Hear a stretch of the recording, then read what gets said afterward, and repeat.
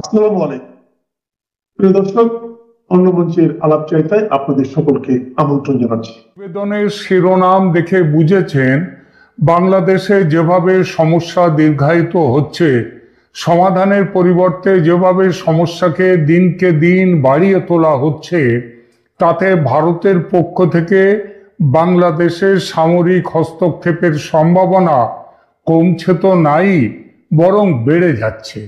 অনেকটা সেই ইউক্রেনে রাশিয়ার যে সামরিক হস্তক্ষেপ তেমনটাই। গত ১.৫ বছর ধরে ভারত কিন্তু অনেক চেষ্টা করে গেছে শান্তির পথে, অহিংসার পথে, বন্ধুত্বের পথে বাংলাদেশ সমস্যাকে মেটাতে। মোহাম্মদ ইউনূস সরকারের তীব্র ভারত বিরোধী মানসিকতা, ভারতের বিরুদ্ধে নানান মুখে নানান হুঙ্কার, এমনকি যুদ্ধের হুঙ্কার পর্যন্ত এ যাবৎ আমল দেয়নি ভারত। নানা রকম নাশকতামূলক যে কাজকর্ম করবার চেষ্টা চলছে বাংলাদেশ থেকে, ভারত সেগুলোতেও আমল দেয়নি তেমন। সমস্যা মেটাতে বারবার ভারত একটাই কথা বলেছে, সে কথাটা হলো নির্বাচনের কথা। সব দলকে নিয়ে স্বচ্ছ ও মুক্ত নির্বাচন, যেখানে আওয়ামী লীগ অংশ নিতে পারবে। কিন্তু বারে বারেই মোহাম্মদ ইউনূসের সরকার এড়িয়ে গেছে সে পথ। এখন তো আবার শেখ হাসিনার মৃত্যুদণ্ডও বের করে দিয়েছে আদালত থেকে।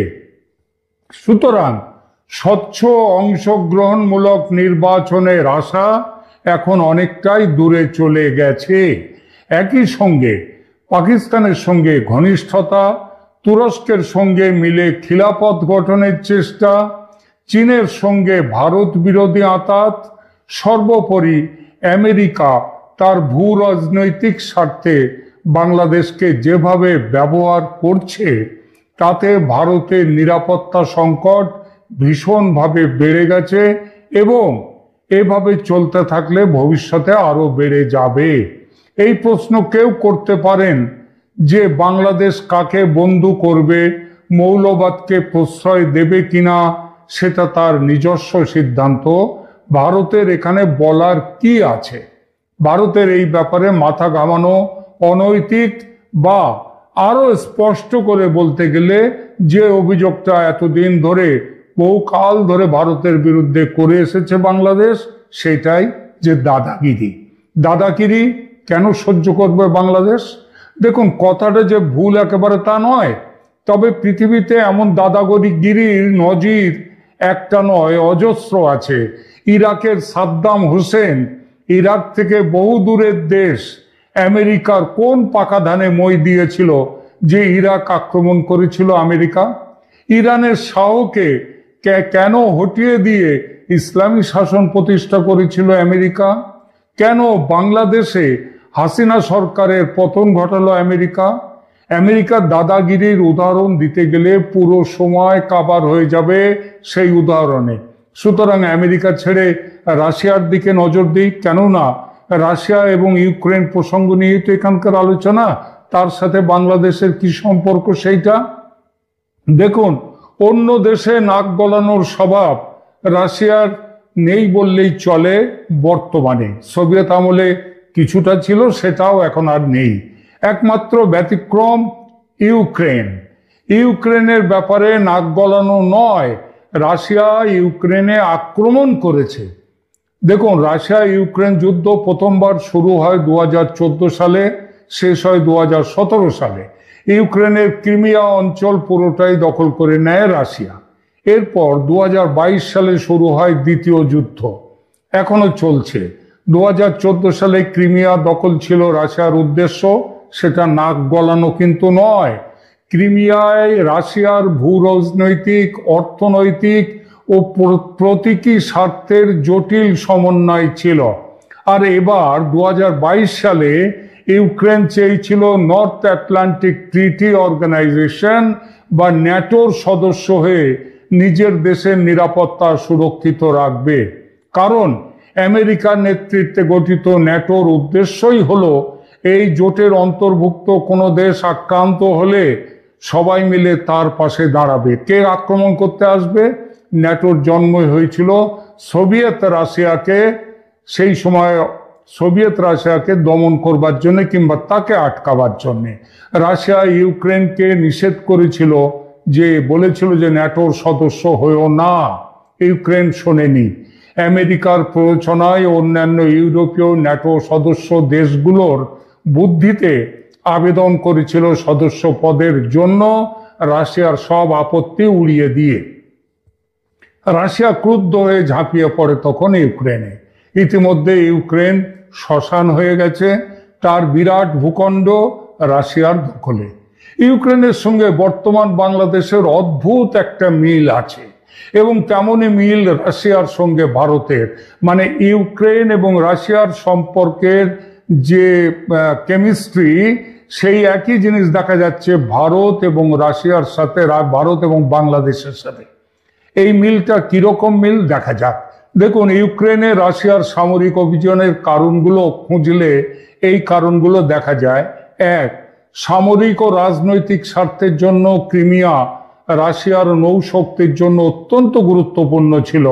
ক্রিমিয়ার সেভাস্তোপল বন্দরে রাশিয়ার ব্ল্যাক সি ফ্লিট রয়েছে, আজকে নয়, সেই সোভিয়েত আমল থেকে।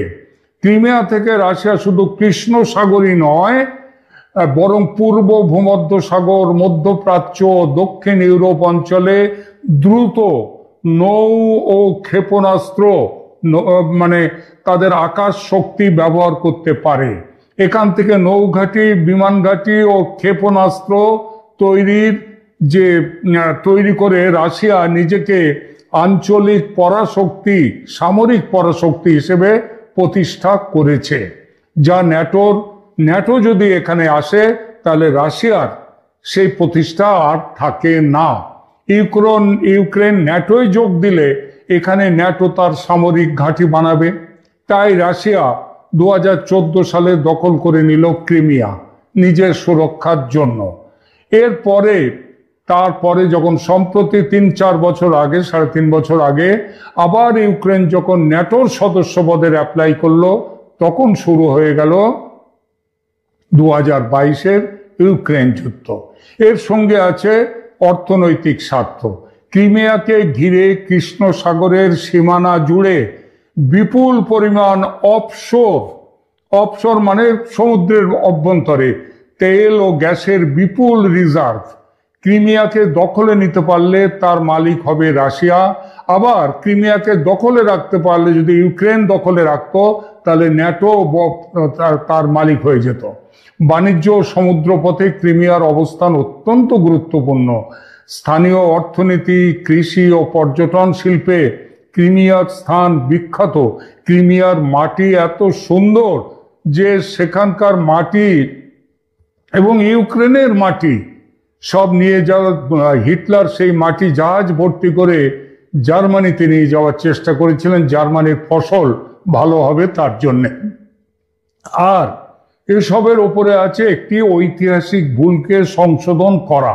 কি ভুল ছিল? সোভিয়েত আমলে ক্রিমিয়া ছিল সোভিয়েতের রাশিয়ান প্রদেশের মধ্যে, রুশ প্রদেশের মধ্যে। 1954 সালে ক্রুশ্চেভ তিনি ক্রিমিয়াকে করলেন কি, রাশিয়ার প্রদেশ থেকে সরিয়ে নিয়ে ইউক্রেন প্রদেশে যুক্ত করলেন। ইউক্রেন এবং রাশিয়া তখন একই রাষ্ট্রের অংশ, তাই অসুবিধা হয়নি। কিন্তু 1991 সালে সোভিয়েত ভেঙে যায়, আলাদা রাষ্ট্র হয় ইউক্রেন ও রাশিয়া। গোলমালের শুরু তখন থেকে। রাশিয়া বোঝে বড় ভুল হয়ে গেছে ক্রিমিয়াকে ইউক্রেনকে দেওয়ার ফলে। 2014 সালে ভুল শুধরে ক্রিমিয়া আক্রমণ করে দখল করে নেন রাশিয়ার প্রেসিডেন্ট ভ্লাদিমির পুতিন। তারপর একটি গণভোটের মাধ্যমে ক্রিমিয়ার জনগণ বলে তারা রাশিয়ার অংশ হয়ে থাকতে চায়, এবং তখন থেকেই ক্রিমিয়া রাশিয়ার মধ্যে চলে গেছে। এই প্রসঙ্গে এটাও বলার, ক্রিমিয়ার জনগণের বড় অংশ রাশিয়ান এবং তাদের মাতৃভাষা কিন্তু রুশ। 2022-এ রাশিয়া যে আক্রমণ করলো ইউক্রেন, তার বড় কারণ ইউক্রেন প্রেসিডেন্ট জেলেনস্কির রুশ বিরোধী অবস্থান, ন্যাটোর সদস্য পদের আবেদন। রাশিয়া তার নিরাপত্তার স্বার্থে তখন ইউক্রেন আক্রমণ করলো। সারা পশ্চিমী দুনিয়া রাশিয়ার বিরুদ্ধে জোট বেঁধে ইউক্রেনকে সামরিক, অর্থনৈতিক সব রকম সাহায্য দিয়ে তারপরে রাশিয়ার বিরুদ্ধে একের পর এক নিষেধাজ্ঞা বা স্যাংশন জারি করেও দমাতে পারা যায়নি রাশিয়াকে। এখন শান্তি চুক্তি করতে তৎপর আমেরিকা ও ইউরোপের বাকি দেশগুলো। রাশিয়া ইতিমধ্যে ইউক্রেনের বিরাট ভূখণ্ড, দক্ষিণ পূর্ব ইউক্রেনের বিরাট ভূখণ্ড দখল করে নিয়েছে। বলেছে যে চুক্তি হোক না কেন, জমি দখল করা জমি রাশিয়া ছাড়বে না। ইউক্রেনের এই পরিস্থিতির সঙ্গে বাংলাদেশের অদ্ভুত মিলগুলোকে এবার লক্ষ্য করুন। এক এক করে সেই মিলগুলোর কথা খুব ছোট্ট করে বলি। প্রথমত, দুই দেশের পুরনো সম্পর্ক, যেমন ইউক্রেনে রাশিয়া আগে একটাই দেশ ছিল, বাংলাদেশ আর ভারত তো তাই, একটাই দেশ ভারতবর্ষ। ইউক্রেনকে স্বাধীনতা দিয়ে আলাদা দেশ করে দেয় সোভিয়েত রাশিয়া। বাংলাদেশের স্বাধীনতার মূলেও ছিল কে? বাংলাদেশের স্বাধীনতার মূলেও ছিল ভারতের ভূমিকা। ভারত এবং বাংলাদেশের অর্থনীতিতে এবং যোগাযোগ ব্যবস্থায় এতটাই পরস্পর নির্ভরতা যে এটা ভাঙতে হলে ক্ষতি দুই দেশেরই। আমেরিকার মদতে ন্যাটো জোটের হয়ে ইউক্রেন গিয়েছিল রাশিয়ার বিরুদ্ধে, আর সেই আমেরিকার মদতে বাংলাদেশ আবার পাকিস্তানের সঙ্গে জোট বেঁধেছে ভারতের বিরুদ্ধে। ভারত তো এটা সহ্য করবে না, যেমন ইউক্রেনের ব্যাপারেও রাশিয়া সহ্য করেনি। ক্রুশ্চেভ ক্রিমিয়া নিয়ে ভুল করেছিলেন, একই ভুল ভারতের সীমানা নির্ধারণে করে গিয়েছেন সেই ব্রিটিশ র্যাডক্লিফ সাহেব 1947 সালের দেশভাগের সময়। শিলিগুড়ি করিডোরের মতো সরু ভূখণ্ডের সঙ্গে সেভেন সিস্টার্সকে জুড়ে দেওয়াটাই ছিল বড় ভুল।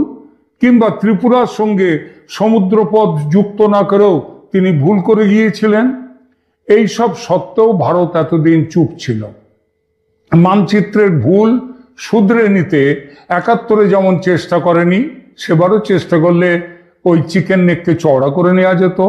এমনকি চট্টগ্রাম বন্দরের যে মাঝখানে যে সরু 28 কিলোমিটারের মতো ত্রিপুরা থেকে চট্টগ্রাম বন্দর, সেই জায়গাটার জন্য অন্য ব্যবস্থা করে নিতে পারত, ভারত করেনি।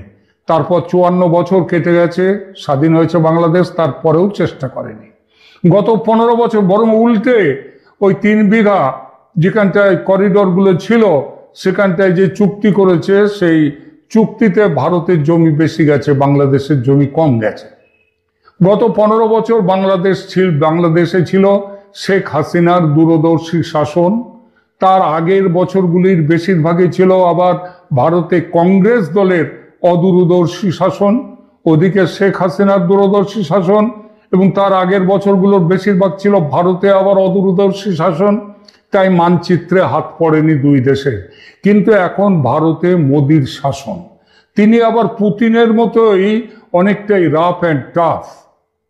বাংলাদেশের সঙ্গে পুরনো সম্পর্কের দিকে চেয়ে তিনি এ পর্যন্ত মোহাম্মদ ইউনূসের সব রকমের বাদরামি বলা যায়, বাদরামি মেনে নিয়েছেন, কিন্তু আর নয়।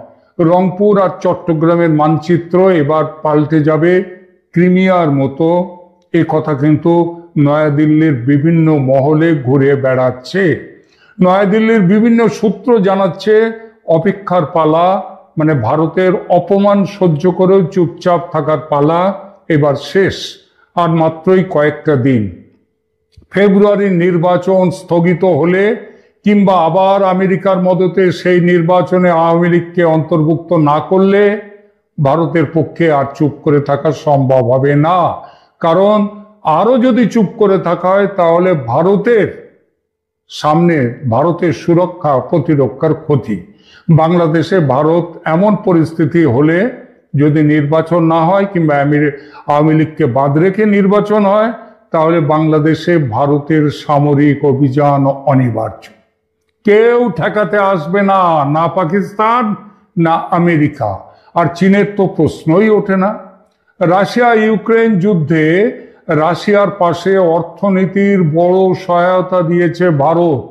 এই অভিযোগ স্বয়ং মার্কিন প্রেসিডেন্ট ডোনাল্ড ট্রাম্পের। তিনি বলেছেন রাশিয়া ইউক্রেন যুদ্ধ চালিয়ে যেতে পারছে এই জন্যেই যে ভারত বিপুল পরিমাণ তেল কিনছে রাশিয়া থেকে, তার জন্যে তাদের অর্থের অসুবিধে হচ্ছে না।